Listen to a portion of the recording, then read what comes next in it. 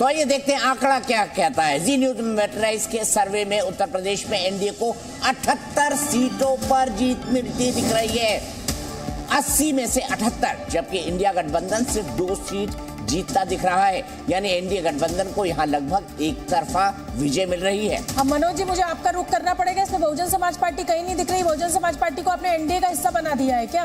78 सीटें तो मतलब बहुत ज्यादा हो गई। बहुजन समाज पार्टी खुद अपने आप को बैक कर ली तो उसमें मनोज सिंह क्या करेंगे? उनको चुनाव लड़ना था, वो चुनाव नहीं लड़ रहे हैं, तो इसमें मेरा कोई वो है नहीं।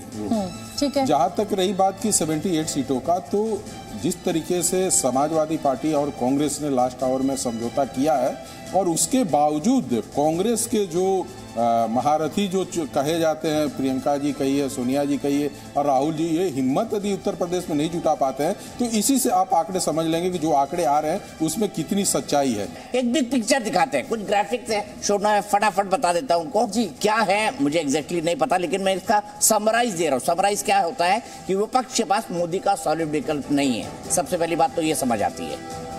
दूसरा क्या है शोभा जी, देखिए फाइनल टैली क्या कहता है। एनडीए 377, INDI 94, एनडीए 351 थी 2019 के अंदर, और इस बार कांग्रेस प्लस 90, इस बार 4 सीटों का मामूली फायदा होता हुआ दिखाई दे रहा है।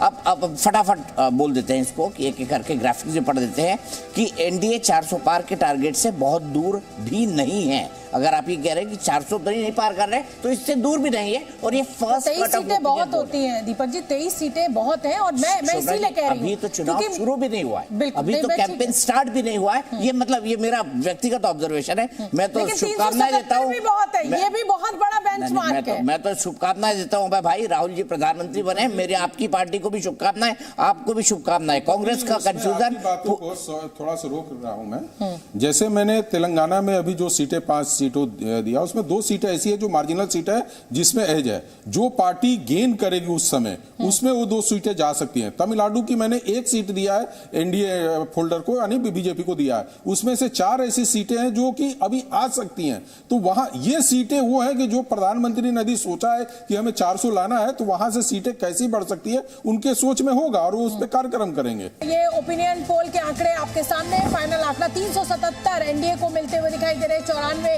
इंडिया को 543 का ये जो आंकड़ा है। तो एनडीए जो है वो सरकार बनाती हुई, अगर ये आंकड़ा सही साबित होता है, मनोज जी यहाँ बैठे हुए हैं और हम हमारे साथ बैठे रहेंगे, हम उम्मीद करते हैं बैठे ही रहेंगे। और तो अब हमें और दीपक जी को दीजिए इजाजत। खबरों का सिलसिला लगातार जारी है, आप देखते रहिए जी न्यूज।